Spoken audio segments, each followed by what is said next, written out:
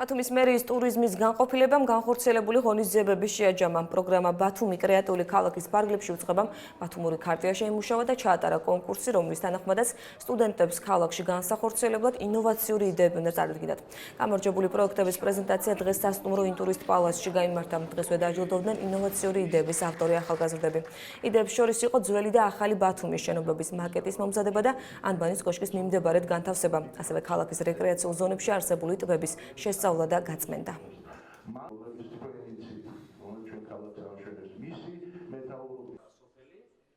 ჩემი იდეა იყო, ქალაქ ბათუმში მინი ბათუმის კომპლექსის აშენება, რომელიც იქნება ორ ნაწილად გაყოფილი. პირველ ნაწილში წარმოდგენილი იქნება ისტორიული ბათუმის, ის სახე, რომელიც იყო მე-19 საუკუნეში, ხოლო მეორე ნაწილში წარმოდგენილი იქნება ბათუმი, რომელიც გვაქვს თანამედროვე სახით 2014 წლის მონაცემებით.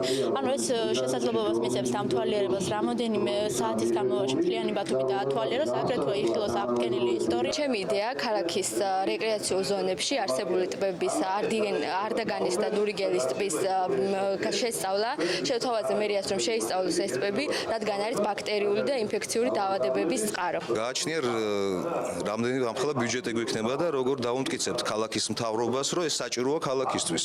იმით გამომდინარე გავაკეთებთ შესაბამისად. ჩვენ შევუერთდით პრინციპები, გამოვაცხადეთ, დავეთანხმეთ მთელმა ბათუმის საზოგადოებამ, სხვადასხვა დაპირისპირებულო პარტიამ, მაგალითი იყო იმისა, თუ როგორ უნდა იქცეოდნენ ალბათ, დანარჩენი საქართველოს ფონზე როგორ უნდა იქცეოდნენ ესა თუ ის პარტია და ვაჩვენეთ, რომ ბათუმის განსხვავებული ქალაქია. ეს იყო მიზანი. ამ ქარტიაში ადამიანი